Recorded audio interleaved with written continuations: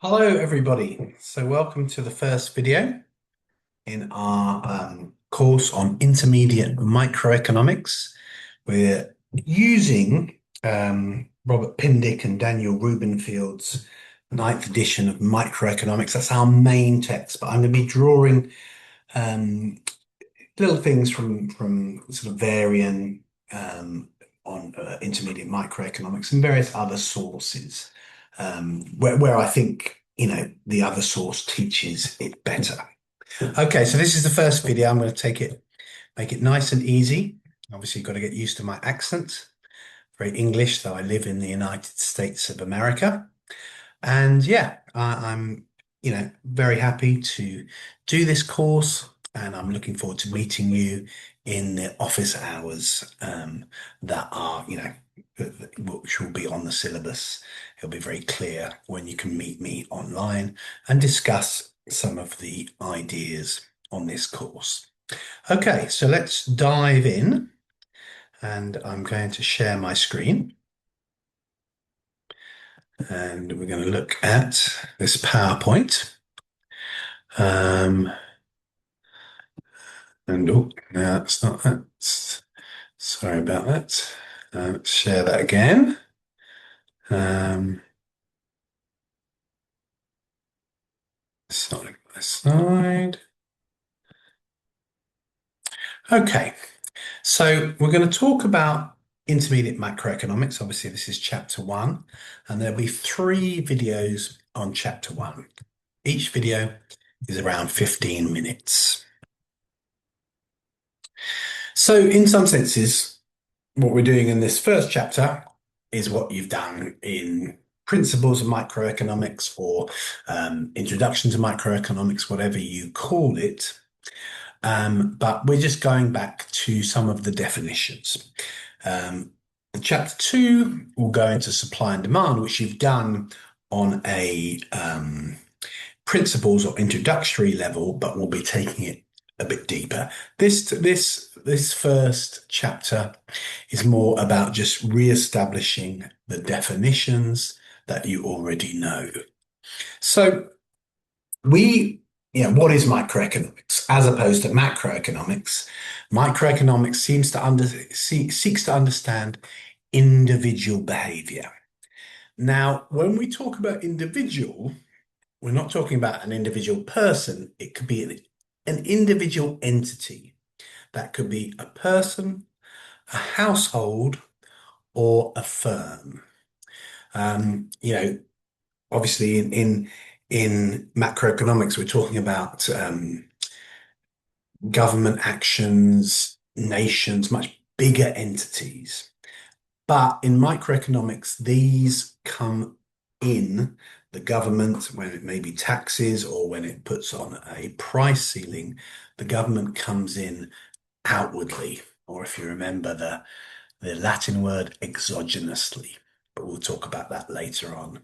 So when we talk about individuals, we're talking about an individual entity.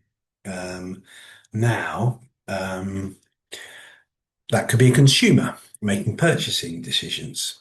It could be a firm making input decisions. What inputs to put in. It could be regulators because we could look at microeconomics from the point of view of a regulator later on when we look a little bit at externalities and environmental economics. Regulators are an important individual, but an individual regulatory body, and then, we'll be looking at that from their perspective on how they influence the market.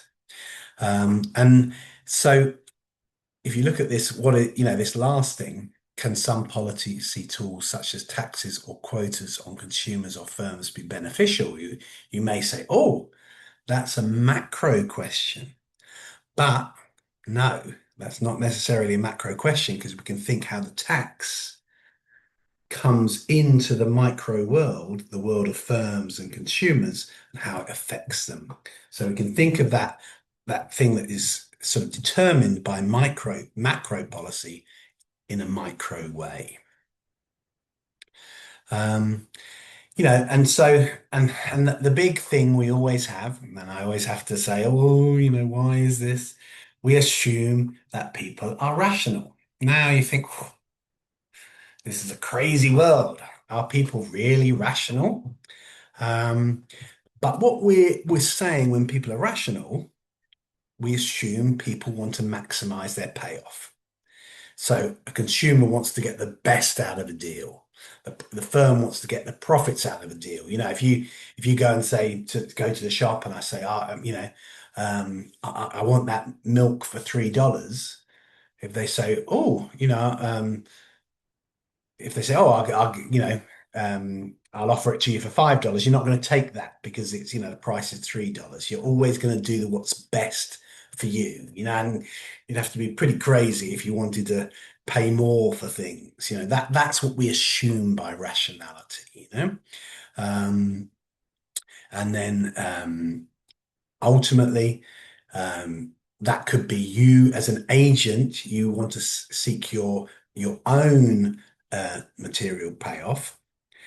But it could be, um, you could be trying to maximize the payoff of another agent. That could be a member of your family, that could be a friend, that could be a colleague, that could be you could be the manager, they could be the owner. So when we talk about an individual actions, they could be coming from different places. And yeah, we'll expand on that later on. Now, we also want to look at comparative statics. Now, probably in introductory microeconomics, you're probably more looking at comparative statics, but in intermediate micro, we're going to go deeper into that. Um, so comparative statics is where we look at how an individual's behavior changes where when one variable changes. Let's say if the price changes, what does that do? you know. Um, let's say some great singer, I don't know. I would date myself if I said the singers I would like, they'd be from the 80s and 90s. But if that, singer came in at $45, would I go? Would you make a different choice if the ticket prices increases to $55? Quite interestingly, I love football. In America, they call it soccer. And the World Cup is something that I really, really, really love. And I thought, the World Cup's in America. There's a game 5 hours drive from me. I live in Memphis, Tennessee, in the USA. I can drive to Atlanta, Georgia.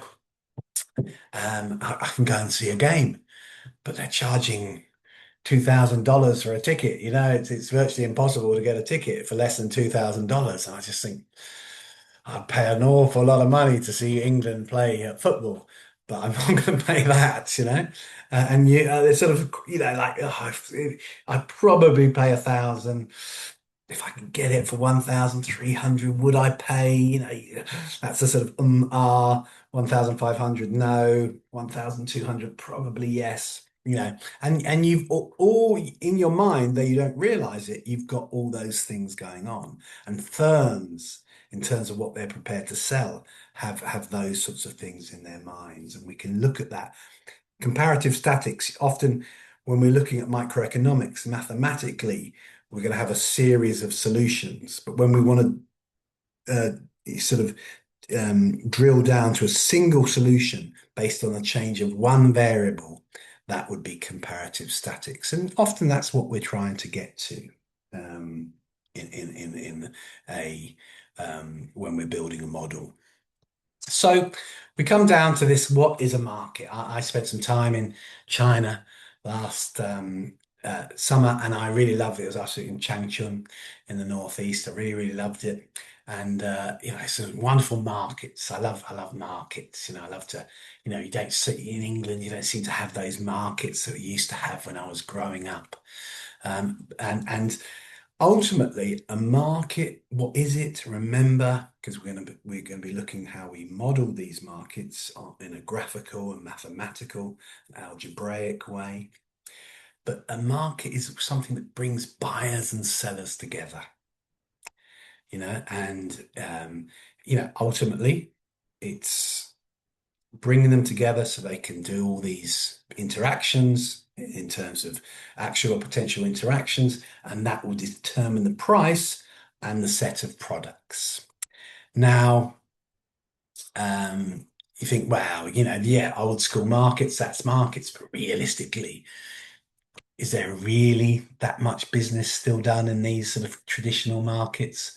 Or what about online markets? What about the stock market? What about the bond market?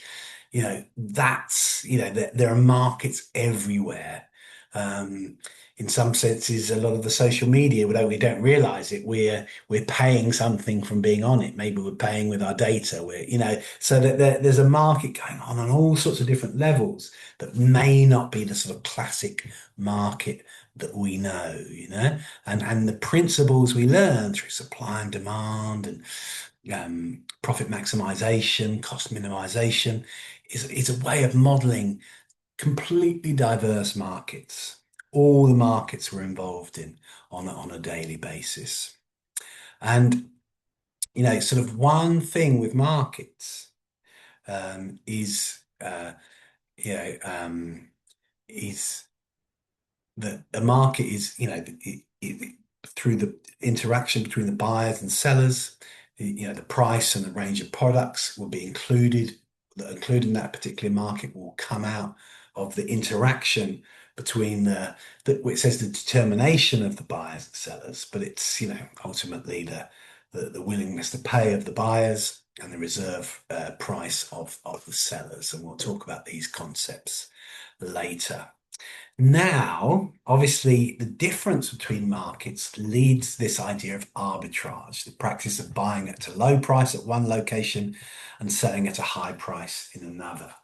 I'm always amazed that you guys are in Guangzhou. I've never been to Guangzhou, but in my mind, it's this incredible industrial center where all these incredible manufactured goods are being created all the time. And obviously, people from all the four corners of the earth have gone to Guangzhou, got these, bought these items at a low price, which they can sell in their own country for a higher price. And that's arbitrage. And as we'll see, and unfortunately, we'll probably not quite get to that level, but always, because we're often looking at the market in a particular country, but obviously the global markets makes the possibility of arbitrage much more real. And you guys in the there was Guangzhou, Shenzhen, and Hong Kong, that was the three cities, the Tri-Cities area, are the center of that. You are the living reality of arbitrage going on through different markets. And obviously here in Walmart and Target and all these shops, they're benefiting from that arbitrage. And so what we'll go on to talk about, and we'll look at the dynamics of this, and you've probably gone through the concepts in your first level of microeconomics, the different types of market: perfect competition, monopolistic competition, oligopoly, and monopoly.